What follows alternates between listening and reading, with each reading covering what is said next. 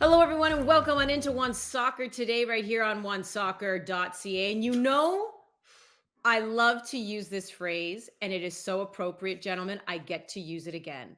The time is nigh because right around the corner, we do have the CPL final. It is finally happening on Sunday. We know who's going up against whom. It's Atletico Ottawa versus Forge. We've never seen a CPL final without Forge. Andy, Ollie, Gareth with you. And we're going to start off with a little fun game of fill in the blank, guys. Can I just bring up something? Sorry to interrupt, Andy. This Go first 20 ahead. seconds by Ollie has been amazing. He caught himself in the middle of a yawn right off the top. No, I saw, I was. and then you hit your mic right after. Are you awake, I just Ollie? hit my. Are you I just okay? hit my mic. Sorry, I thought I was gonna sneeze. I nearly said let's not start and just give me 10 seconds because I had a sneeze coming, but then it never came. No, but So you I held was it like- in. I thought it was a yawn, but anyways. No, it was a sneeze. Sorry, Andy. Continue. I'm so don't sorry. Let me interrupt. I was very much distracted. Normally, I'm very in tune with what you guys are doing, and I want to make sure everybody's ready before the show starts. But I was so excited to say the time is nigh that I sacrificed Well done. Ollie's face in the process. So my apologies, Ollie. You were it was not great. completely ready. But the final goes on Sunday right here on One Soccer. Let's start off with fill in the blank. Get your act together, Ollie. All right, Wheels, pull it in. Atletico Ottawa. I'm going to start with you, Oliver. The regular season champions are hosting the CPL final. Ottawa will win their first North Star Shield if Nathan Ingham continues to be the playoff MVP, I think he's going to be needed again.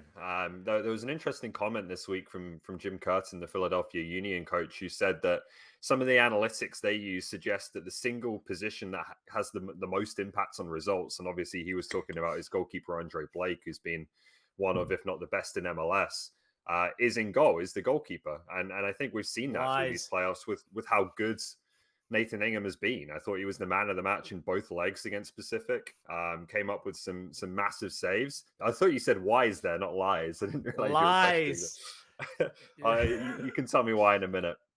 But I think Ingham's been absolutely enormous, and I think he's going to need to be again because in all likelihood this game is going to be what we expect it to be between these two teams, which is Forge having a lot of the ball, Forge pressing and probing and trying to find chances. And Ottawa trying to go the other way on the counter-attack. And I think Ingham will be called into action at least once in that kind of game. Perhaps. My only comment on that, the last time that these two sides played, the fourth time this season, it was at TD Place in Ottawa. It was a goalless draw. And guess how many shots on target Forge had in that game? 1. So a proper defense in the structure that they rely upon should put them in a position where they don't need to rely on the goalkeeper. I don't believe what Jim Curtin had to say is actually true. To the dismay of you and Andy Petrillo. That's what the analytics say. But I have something to say. What are these analytics? Then why aren't more sides? Anyways, that's a conversation for another day. But you're right. Nathan Ingham has been great. He was outstanding against Pacific, and he will play a role. I just don't think that that's going to be the determining factor for Atletico Ottawa in this game.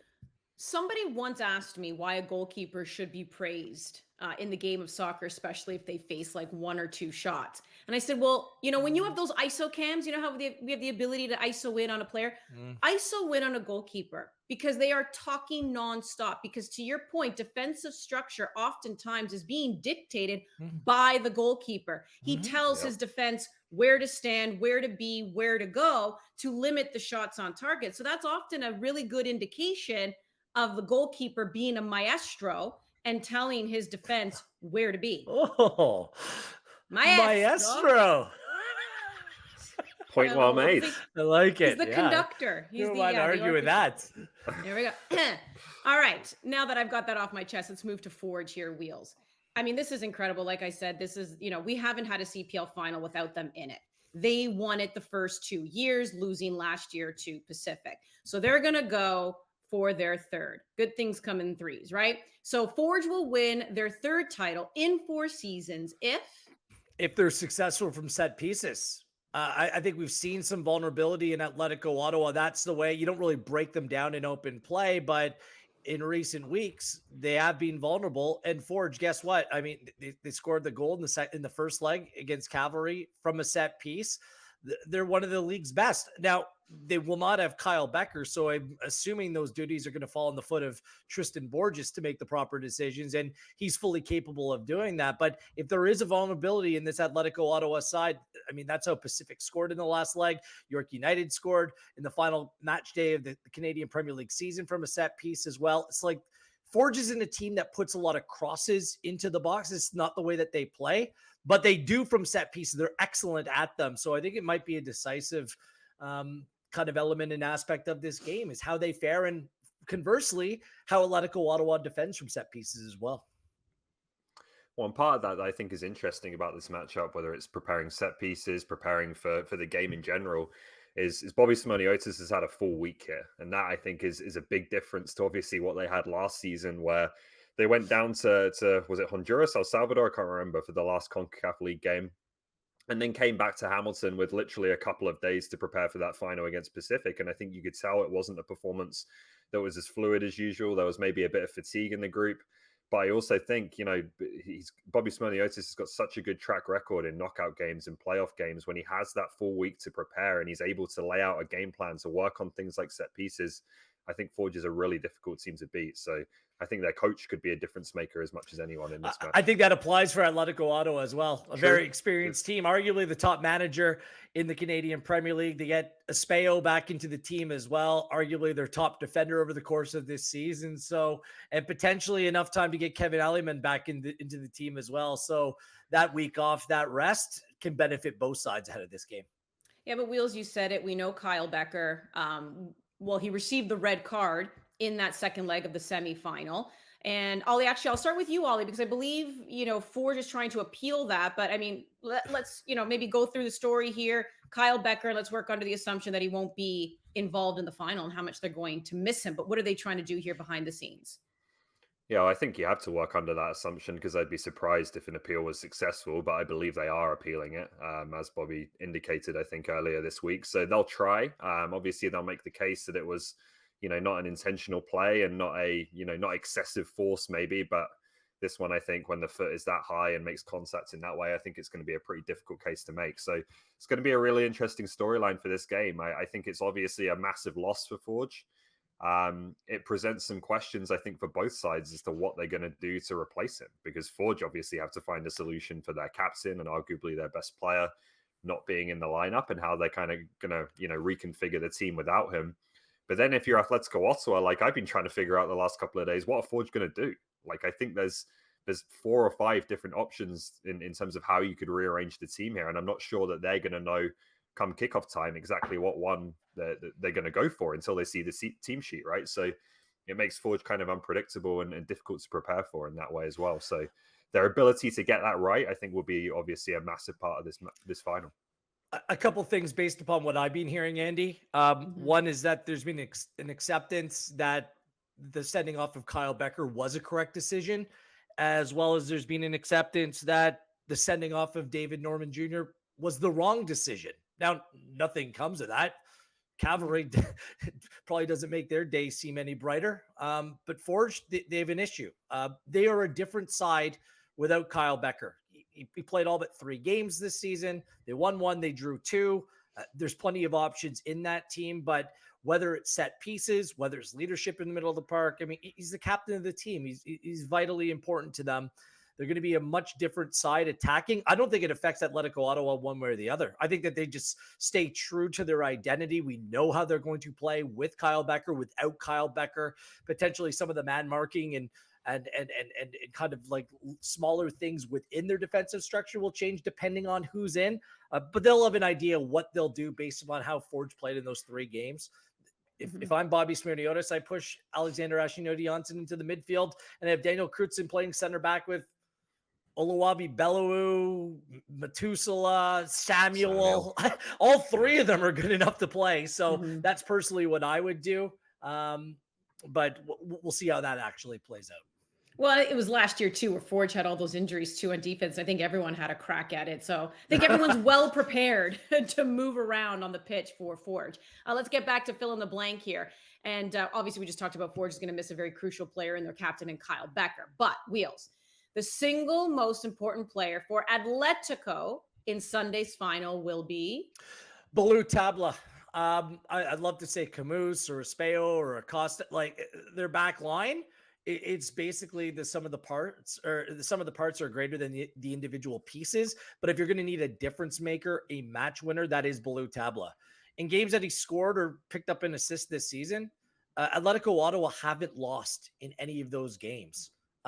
He's the guy that links that robust defensive structure into an attack. If we don't want to see a goalless draw, then Atletico Ottawa need to be able to catch Forge on the counter. Tabla's the player to open things up for them that way. Vitally important. It's going to be a statement performance. There's going to be a lot more eyeballs on Balou Tabla in this game just to see what the 23-year-old's all about. He's had a wonderful season. It's been a step in the right direction for his career, but needs to cap it off with a top performance as well, and he can be a difference maker in this game. Yeah, it's Tabla, and I've already mentioned Nathan Ingham as well, so I'll go in a different direction on this one and just pick out one part of that defensive structure of Atletico Ottawa that I think is going to be really important, and that's how they defend Forge's right-hand side, and particularly how Max Tissot deals with the overloads that get presented down that side. I think Chouanière has obviously been in great form. He's going to be one of the most dangerous players on the pitch. You have Sissoko attacking that space as well. Reza Rama coming from right back, like particularly with Becker, who usually kind of orchestrates the left side, not there. I think stopping that Forge right wing is going to be massive for Ottawa, and Tissot playing against his old team is going to have a very, very big part to play in that. Flip side, if we're looking at Forge, Ollie, single most important player for them in the final. Rubens Passius, so I'll go with the obvious one. They're going to need someone to put the ball in the back of the net in this game, right? And take what could be limited chances.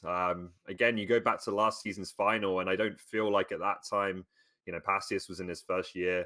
I don't think they necessarily knew who their kind of proven number 9 was, their first choice number 9. They went with Emery Welshman in that game, and they just lacked a little bit of cutting edge in that final, obviously falling 1-0. So this time it feels different. They've got Passius going again in those two legs of the semi-final. I think he's feeling good. He's in form. He's going to be a guy who they'll look to be the difference maker and potentially get the goal that wins them another title. There's so many players that could be it. I think it's the distribution that's much more important than that focal point, to be honest with you. If Borges and Chouanière play the way that they did last week, I mean, they're not going to have as much time or as much space. Kind of playing to the inside, the overlaps of the outsides are going to be crucially important as well. But that central midfield area, like, Sissoko and Bassett have just been so good, limiting time and space in those areas. Again, that void, whoever steps in is going to have to fill the big boots of Kyle Becker. Whoever that player will be in the Kyle Becker role, that will be the most important player for Forge on the day. We've seen a lot of players move on. We see players retire. So out of curiosity here, Wheels, I'll start with you. So the blank is at the first part of this sentence, do you think is playing in their last CPL game Sunday? I honestly have no idea, but by virtue of the fact that they're on loan, Espejo and Camus probably will end up going back to Spain next year. Both have been excellent, especially Espejo, still just 20 years old. Camus a little bit more experienced at 25. Both these players have showed full value. And the reason why this pipeline between Atletico Madrid and Atletico Ottawa, why it's crucially important to get players like this regular football and playing within a very good team structure. So if you're any other club team in the world that's thinking about dipping your toes in the Canadian Premier League waters, then this is kind of the model that you want to pursue. And these are two absolute cases on why it can be extremely beneficial. I hope we see at least one of those players back next season. Again, I'm not sure what the club's intention is with those players, but that's the direction I'd have to go here. I'll go back to Balou Tabla on this one. I just think this has been a job well done by player and club. He took a risk here coming down to the CPL when he's been at a higher level. He's been at Barcelona, obviously, previously as well. He decided to come and get regular minutes, rebuild his career.